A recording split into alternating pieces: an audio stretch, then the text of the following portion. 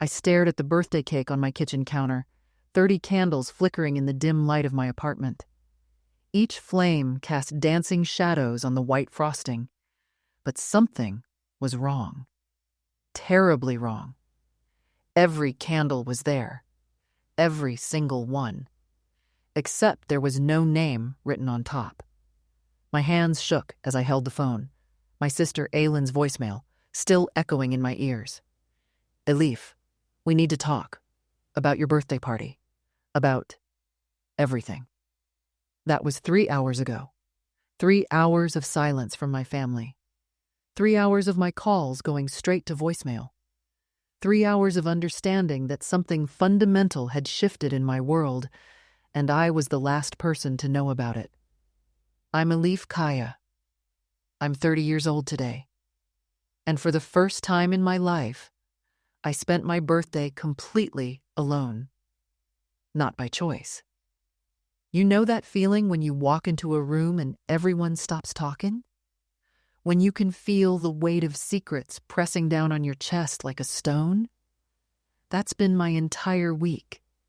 Maybe my entire month. Hell, maybe my entire life, and I was just too stupid to notice. The cake was supposed to be a surprise from my family. My mother called yesterday, her voice bright and cheerful. Elif, Kanam, make sure you're home by 7 tomorrow. We have something special planned. I should have known. I should have heard the tension underneath her sweetness, the way she stumbled over the word special like it tasted bitter in her mouth. But I didn't. I never do. I've always been the good daughter. The one who remembers everyone's birthdays, who organizes family dinners, who mediates when my siblings fight. The one who moved back to Istanbul after university to be close to everyone. The one who gave up the job offer in London because family comes first. The cake sits there, mocking me with its perfection. White frosting, exactly the way I like it.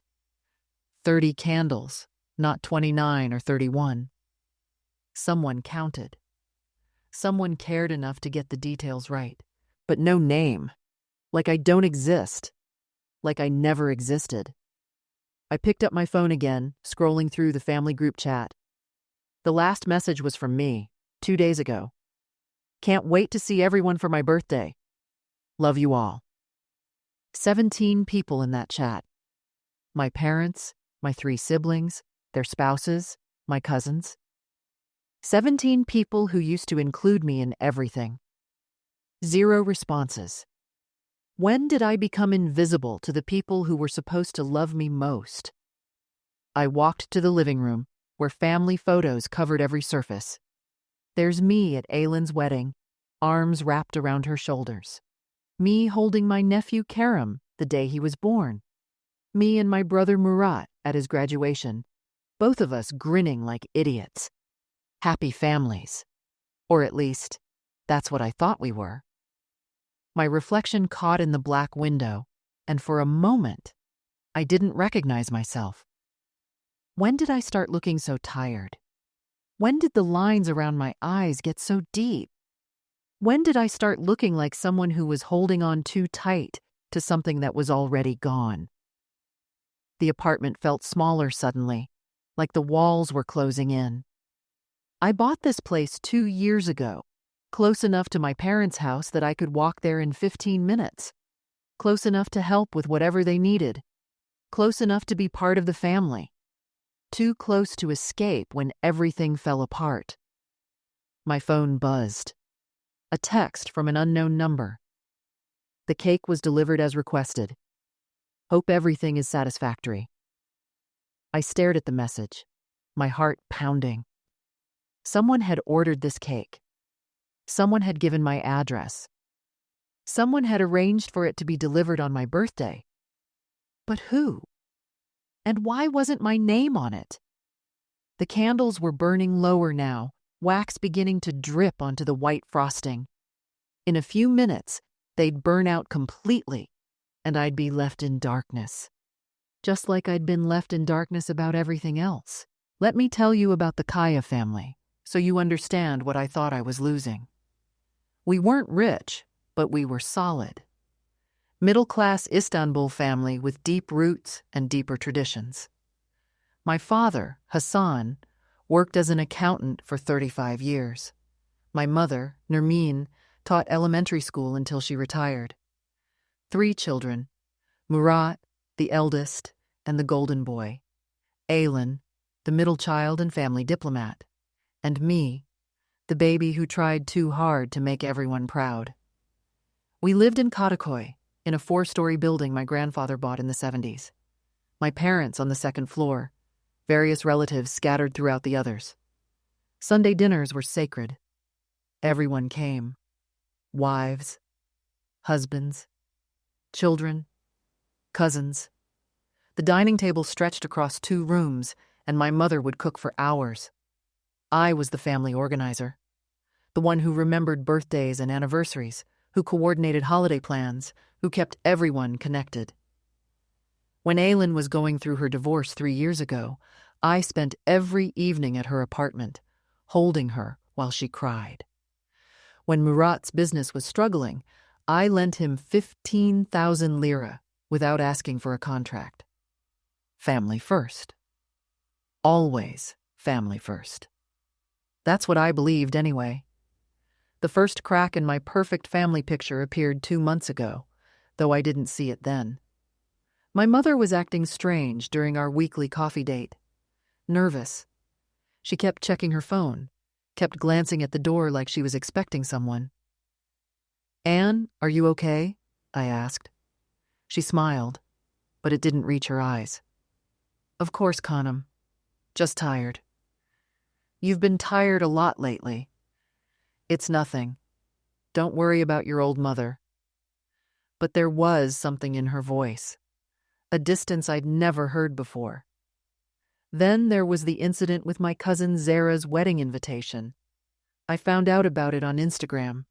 Pictures of my entire family at the engagement party, dressed in their finest clothes, smiling and laughing.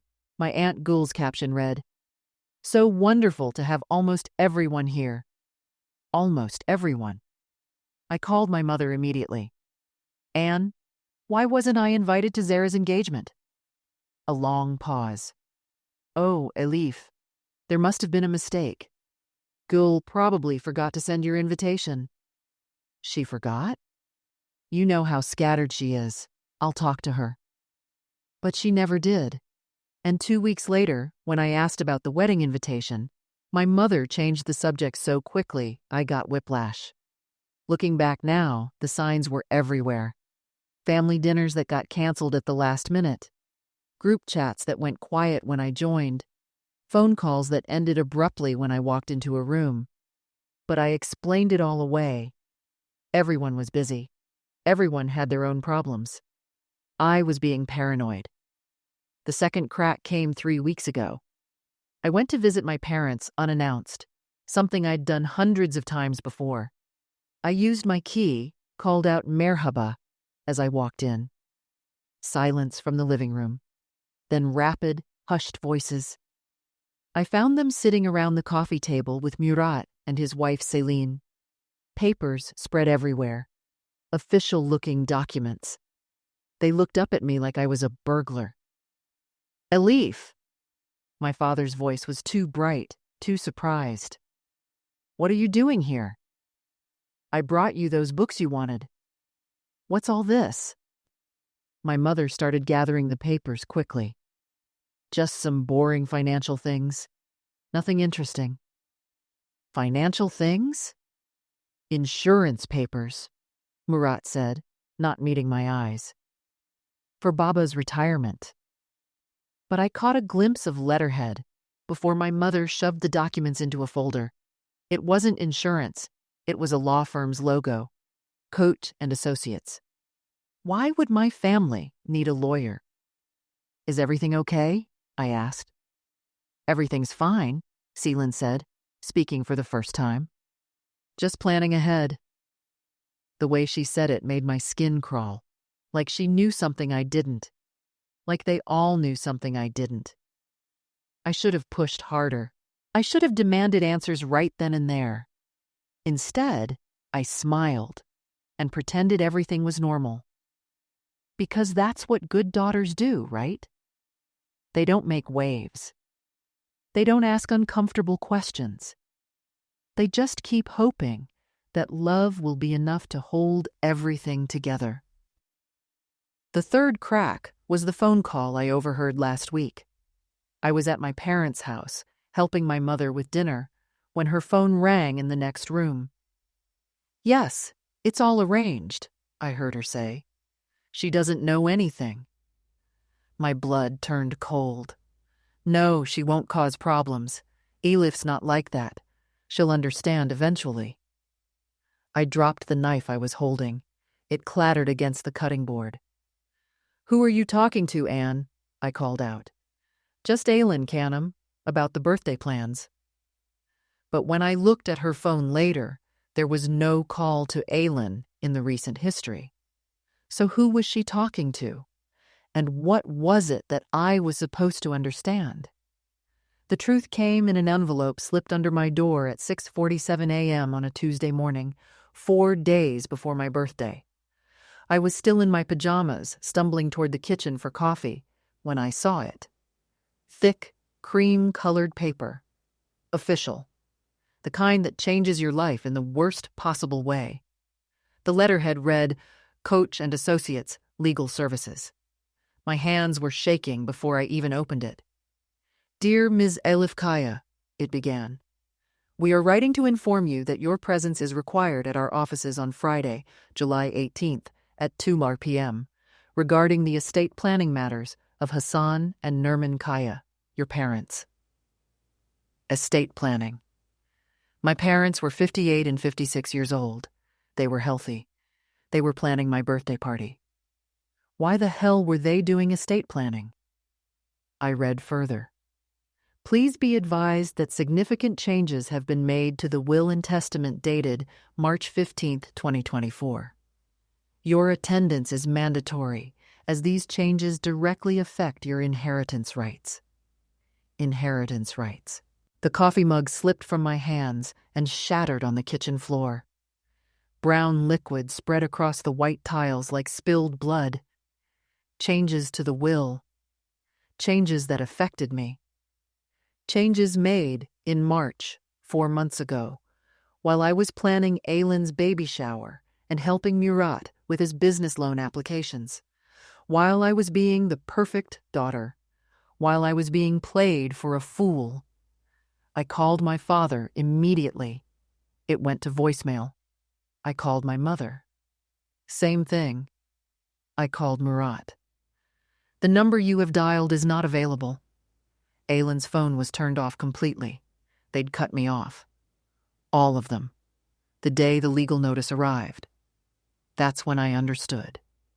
The birthday party they'd been planning? It wasn't a celebration. It was a goodbye.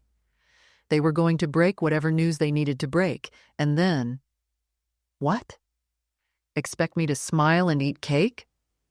I drove to my parents' house. My key didn't work. They'd changed the locks. I stood there for 10 minutes, trying my key over and over like an idiot, before Mrs. Elif from next door peeked over her balcony. "Elif, dear, are you all right?" "My key doesn't work." "Oh." Her face changed, got uncomfortable. "Your mother mentioned you might, that there might be some family matters to sort out." "What kind of family matters?" She disappeared back inside without answering. I pounded on the door. "Anne, Baba, I know you're in there." Nothing, but I could see movement behind the curtains, shadows passing by the windows. They were home. They were watching me fall apart on their doorstep, and they were doing nothing. I called Aylin from the street, desperation making my voice crack. "Pick up the phone, Aylin. Please, I need to talk to someone. I need someone to explain what's happening to me." She answered on the 10th ring. "Elif." Thank God. "Aylin, what's going on? Why won't Anne and Baba talk to me? Why was there a lawyer's letter under my door?" Silence. "Aylin." I can't talk right now. What do you mean you can't talk? I'm your sister. Something's wrong with our parents and… Elif, stop. The coldness in her voice stopped me dead. We'll explain everything at your birthday party. Just wait until then, okay? Wait? Wait for what? Aylin, they changed the locks on me. They won't return my calls? What am I supposed to wait for? I have to go. Don't hang up on me. But she did. I sat in my car outside my childhood home for 2 hours, waiting for someone to come out. Waiting for someone to acknowledge that I existed. Waiting for someone to tell me this was all a misunderstanding. No one came. At noon, I drove to the lawyer's office. A sleek building in Besiktas, all glass and marble. The kind of place that charges by the minute just to breathe their air. I'm Elif Kaya, I told the receptionist. I received a letter about my parents' estate planning. She checked her computer. I'm sorry, but Mr. Koch is in meetings all day. Your appointment isn't until Friday. I don't care about the appointment. I need to know what's in that will. What changes were made. I can't discuss confidential client information. They're my parents. Not without their written consent or a court order. I wanted to scream. I wanted to grab her perfect little computer and throw it against the perfect little wall. Instead, I asked the question that had been eating at me all morning. How long have my parents been clients here? She hesitated. I really shouldn't. Please. I'm begging you. I just need to know when this started. She glanced around, then leaned forward. Since last October. October. 8 months ago. 8 months they'd been planning. What? To cut me out? To destroy me? To erase me from the family like I never existed? 8 months of Sunday dinners and birthday cards and I love yous that meant nothing. I drove home in a daze, my mind spinning with questions that had no answers. But one thing was becoming crystal clear. The family I thought I belonged to had been planning my exclusion for most of a year. And my birthday party? It wasn't going to be a celebration. It was going to be an execution. Friday arrived like a death sentence I couldn't appeal. I sat in the law office waiting room at exactly 2 p.m., wearing my best black dress because somehow it felt appropriate, like I was attending my own funeral. Mr. Koch was a thin man with silver hair and the kind of calm voice that delivers devastating news like weather reports. Professional sympathy. The worst kind. Ms. Kaya, thank you for coming. I understand this situation is delicate. What situation? No one will tell me what's happening. He opened a thick folder. Your parents have made substantial changes to their estate planning. The family home, the rental properties, the business investments. Everything has been redistributed. Redistributed to who? Your siblings, Murat and Aylin, will inherit equal shares of all assets. The family business your father built will transfer to Murat. The properties will be divided between them. I felt like I was drowning. What about me? You have been removed from the inheritance entirely. The words hit me like a physical blow. Removed. According to the documentation your parents provided, there have been significant financial improprieties on your part. Misuse of family resources. Theft, to be precise. Theft? My voice cracked. What theft? He slid a stack of papers across his desk. These bank records show unauthorized transfers from your parents' accounts totaling 47,000 lira over the past 18 months. The transfers were traced to your personal account. I stared at the papers. Numbers, dates, transaction codes. It was all there, in black and white. Money flowing from my parents' account to mine, over and over. But I'd never seen any of this money. This is impossible. I never took anything from my parents. The evidence suggests otherwise. There's also this. He showed me copies of checks, my signature on every one, made out to cash, endorsed by me, deposited into my account. My signature. But I'd never written these checks. Someone forged these, I whispered. Handwriting analysis confirms these signatures are authentic. Then someone practiced my signature. This is fraud. Someone is framing me. Mr. Koch's expression didn't change. Ms. Kaya, I understand this is difficult, but the evidence is quite clear. Your parents have chosen to protect their remaining assets from further misappropriation. You don't understand. I would never steal from my family. I gave them money. I helped Murat with his business loan. I paid for Aylin's divorce attorney. According to your siblings' statements, those were separate issues. This concerns unauthorized access to your parents' primary accounts. My siblings' statements? He nodded. Both Murat and Aylin provided testimony supporting your parents' decision. They corroborated the financial irregularities. The room started spinning. They what? They confirmed that you had been acting erratically with money, making unusual requests, pressuring your parents for loans and cash advances. That's not true. None of that is true. I have their sworn statements here, if you'd like to review them.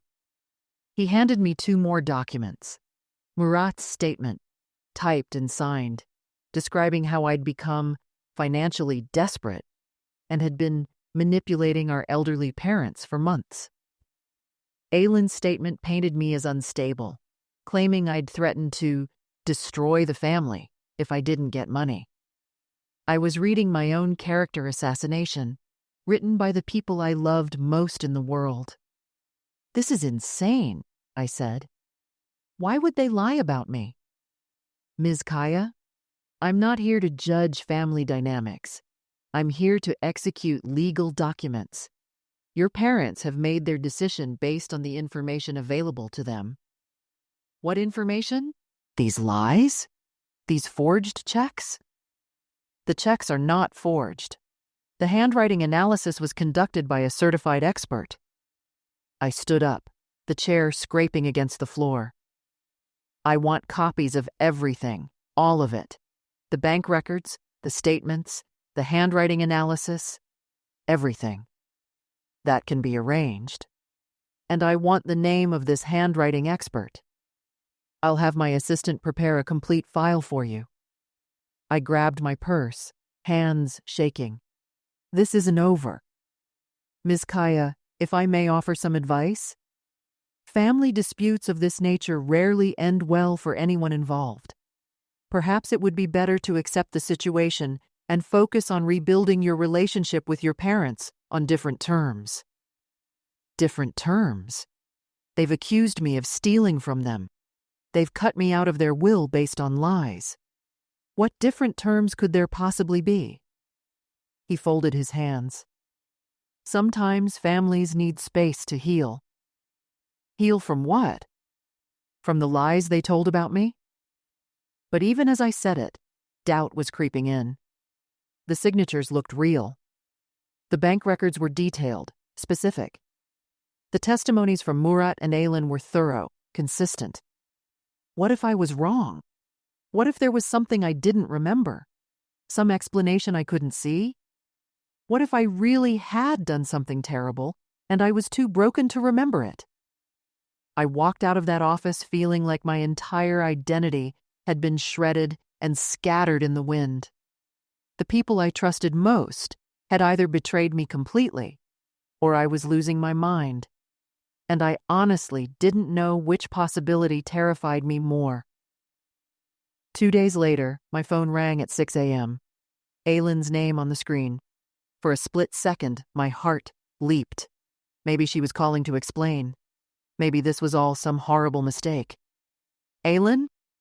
Elif, we need to talk. Her voice was different, harder than I'd ever heard it. Yes, we do. About the lies you told that lawyer.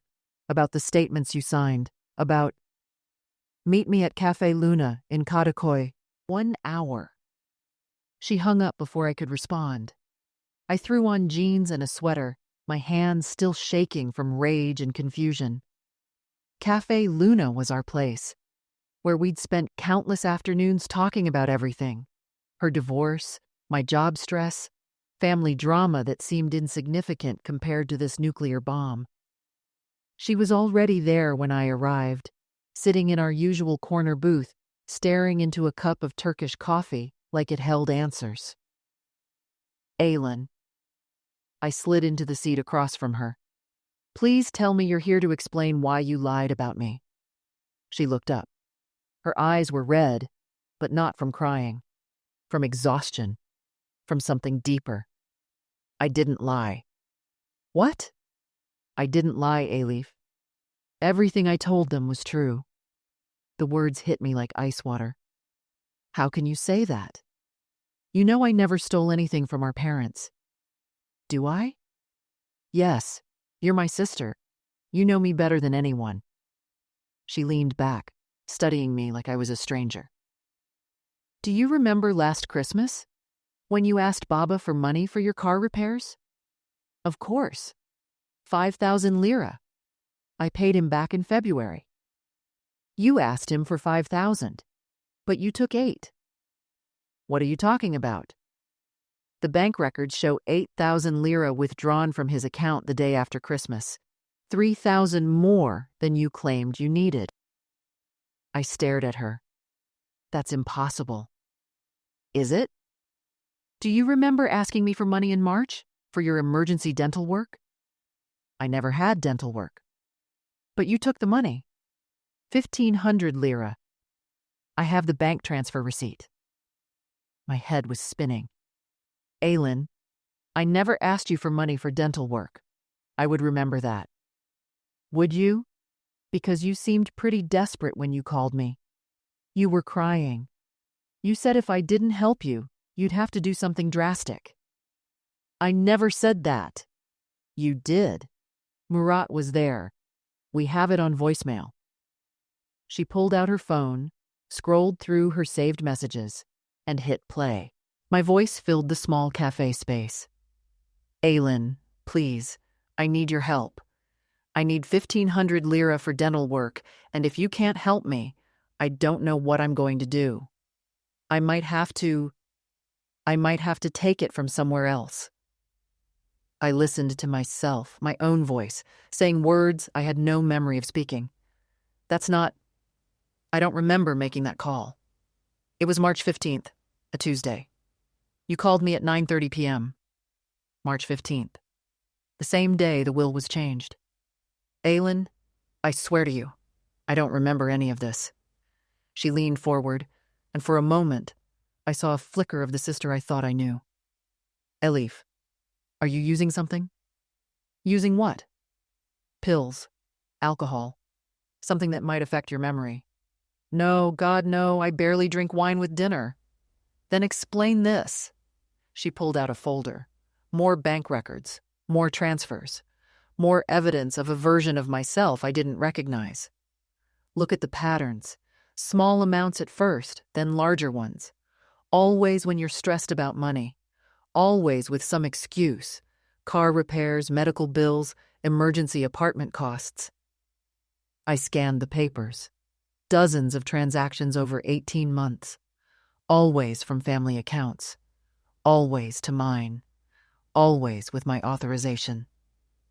I didn't do this, I whispered. The hardest part, Aylin said, her voice breaking slightly, was watching you lie to our faces.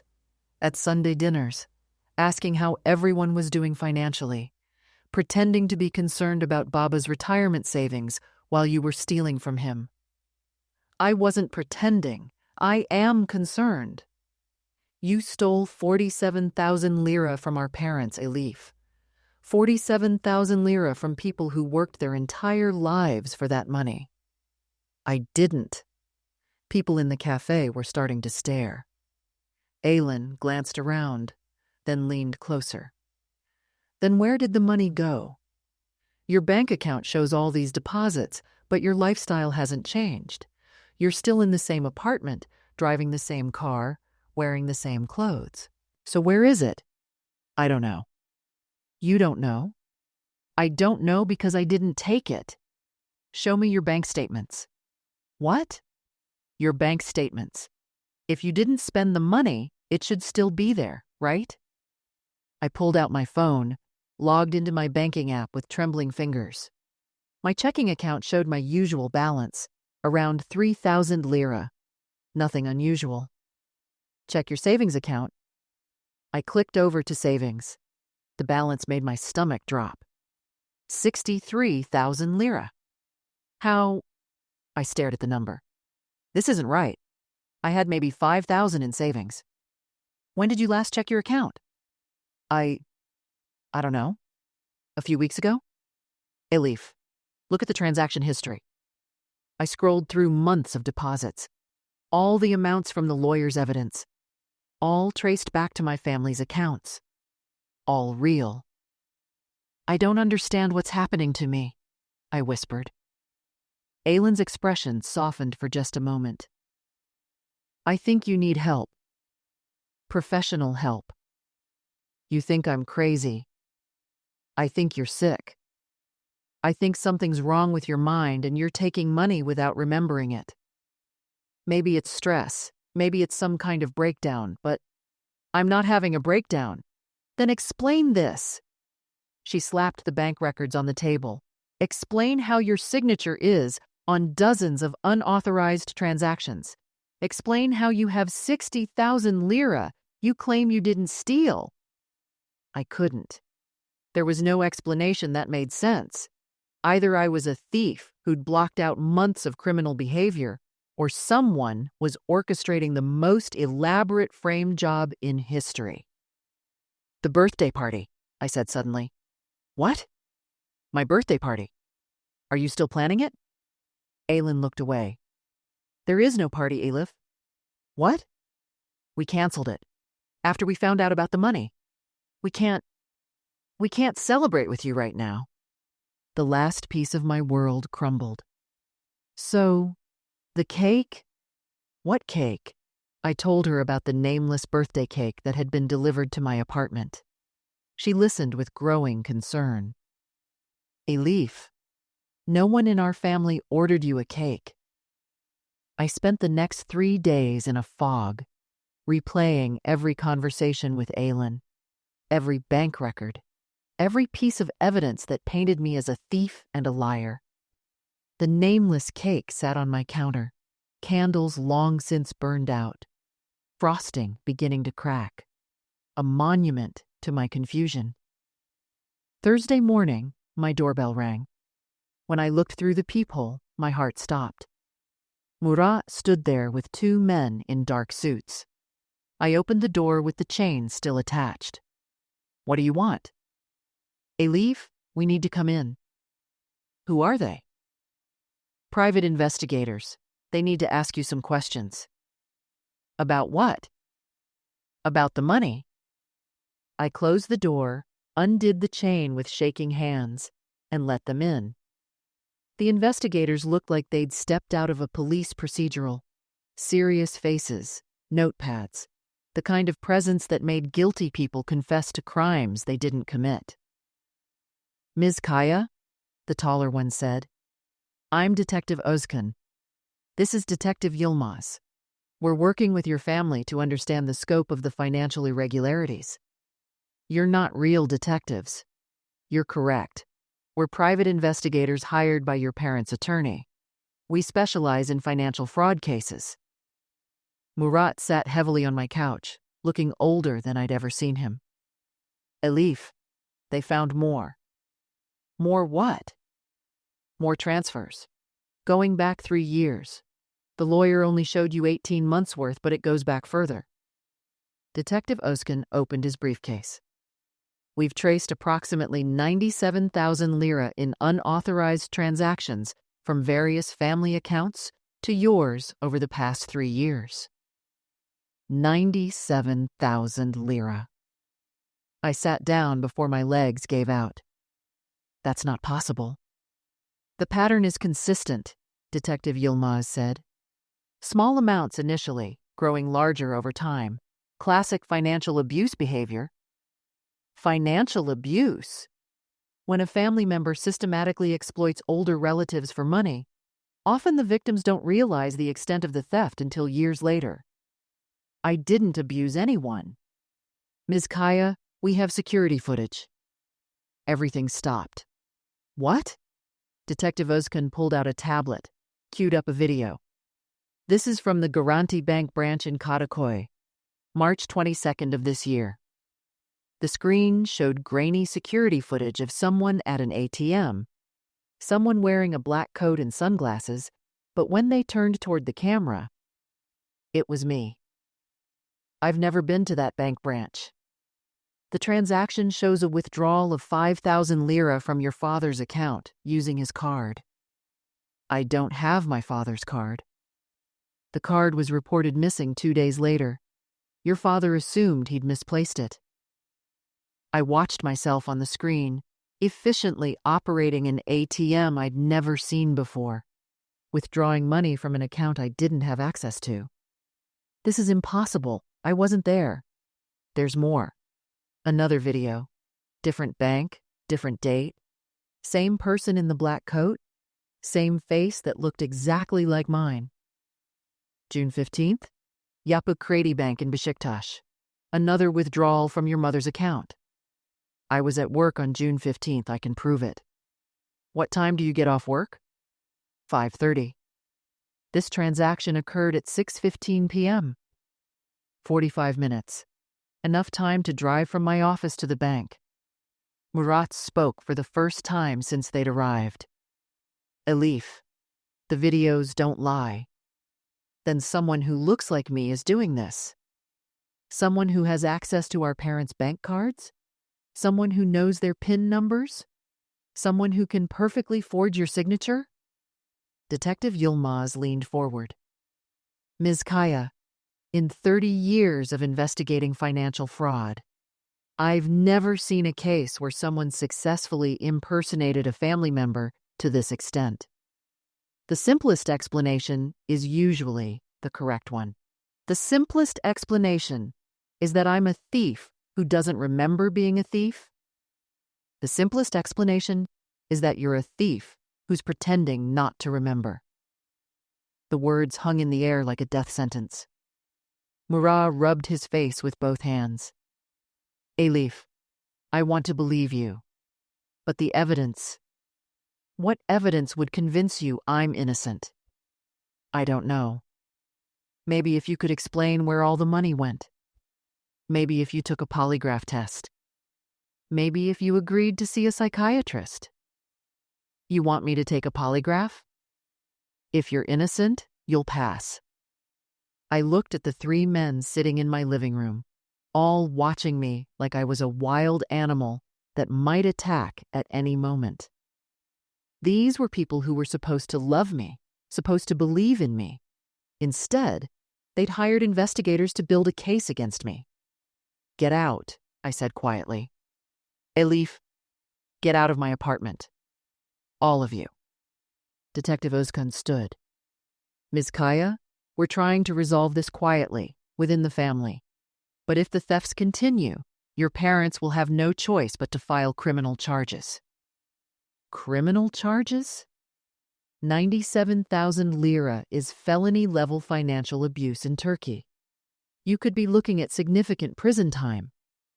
Murat was at the door, hesitating. Elif, it doesn't have to be like this. If you return the money and get help, maybe we can work something out. Return money I never took to get help for problems I don't have. It's better than prison. After they left, I sat on my couch, staring at the dead birthday cake, trying to make sense of a reality that had completely unraveled. Either I was suffering from some kind of dissociative disorder that made me steal money without remembering it, or someone was going to extraordinary lengths to destroy my life. Both possibilities terrified me. But there was a third possibility I hadn't considered until now. What if my family hadn't been tricked by evidence? What if they were the ones creating it? That night, I couldn't sleep.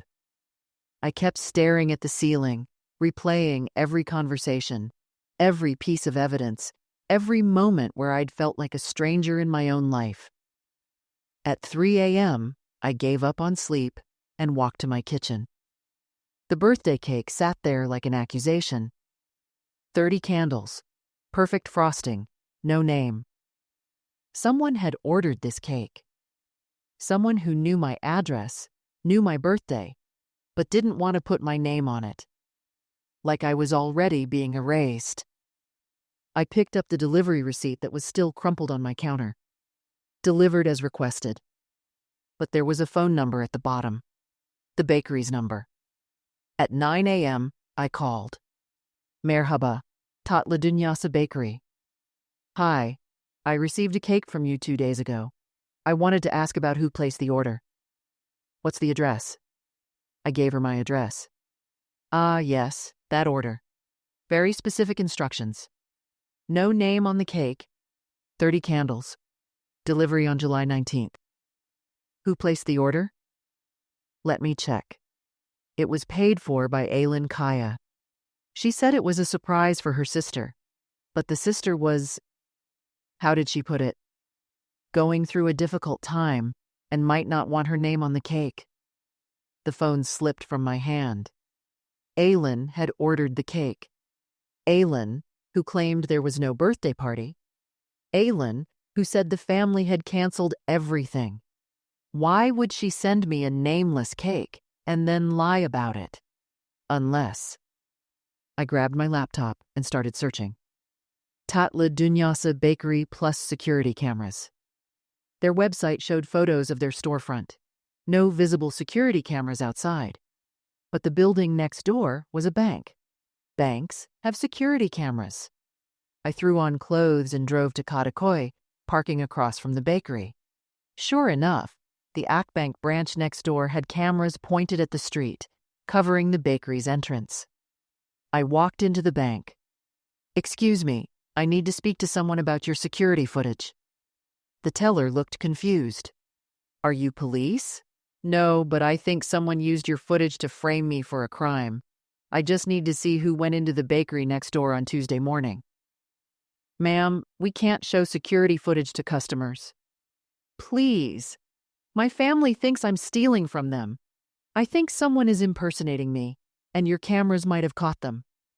The teller called over the branch manager, a woman in her 50s with kind eyes. What's this about security footage? I explained everything. The bank videos showing someone who looked like me. The stolen money I couldn't remember taking. The birthday cake ordered by my sister, who claimed she didn't order it. The manager listened, frowning. You think someone is impersonating you? I think someone in my family is framing me. She was quiet for a long moment. Let me make some calls. 20 minutes later, she returned with a security guard and a tablet. We can't officially show you this footage, but I have a daughter your age. If someone was trying to destroy her life, I'd want to help. She showed me the screen. Tuesday morning, 10:30 a.m. A woman in a black coat and sunglasses approaching the bakery. The same black coat from the bank videos. But as she reached for the door handle, she turned slightly toward the camera, and I could see her profile clearly. It wasn't me. The bone structure was different. The nose was wrong. The height was wrong.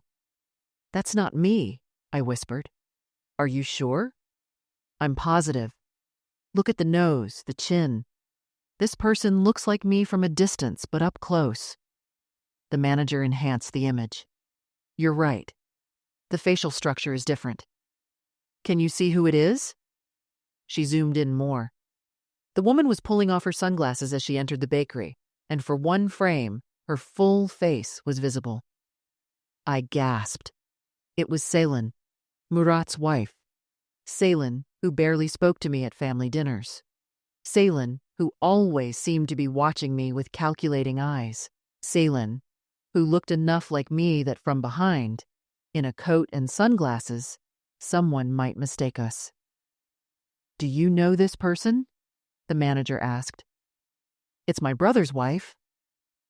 Everything clicked into place. The bank videos weren't me. They were Salin, dressed to look like me from behind, using cards she'd somehow gotten access to. But how? And why? I drove home in a daze, pieces of the puzzle falling into place. Salin had married Murat 5 years ago, around the time my grandfather died, and left the family property to my parents. Property that would eventually be inherited by the 3 of us children. Until now. Now, it would only be inherited by 2 children. The 2 who happened to be married to Salin. I called the handwriting expert, whose name was on the legal documents. After 20 minutes of arguing, she agreed to see me that afternoon. "These signatures," I said, spreading the forged checks on her desk. "You said they were authentic. The analysis confirmed they match your handwriting patterns. What samples did you compare them to?" "Reference samples provided by your family." "What kind of reference samples?" She pulled out a file. Birthday cards, shopping lists, grocery notes. All in my handwriting. All things that Salin could have collected from my parents' house over 5 years of family dinners. "Did you ever compare these signatures to official documents? My driver's license, my passport, my employment records?" She hesitated.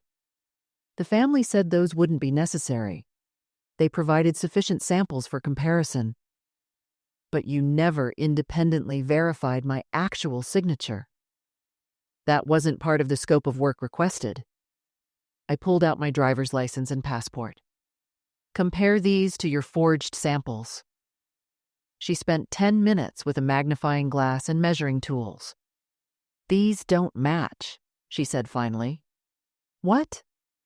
"Your official signatures have different pen pressure, different letter spacing. Someone practiced your handwriting very carefully, but they couldn't replicate the unconscious patterns that make a signature unique." "So the checks are forged?" "Based on comparison to your official documents?" "Yes. Absolutely forged." I had her write an official statement. Then I drove to my parents' bank and demanded to see the security footage from every transaction flagged in their investigation. In every single video, it was the same woman in the black coat. And in every single video where her face was partially visible, it wasn't me. It was Salin. My sister-in-law had spent months, maybe years, systematically stealing from my parents while disguised to look like me. She'd forged my signature after practicing with samples collected from family gatherings. She'd somehow gotten access to my parents' bank cards and PIN numbers, and she'd convinced my entire family that I was the thief. But why send me the birthday cake? Unless she wanted me to figure it out. Unless this was never about the money. Unless this was about something much bigger than inheritance. Unless Salin wanted me gone for reasons I was only beginning to understand.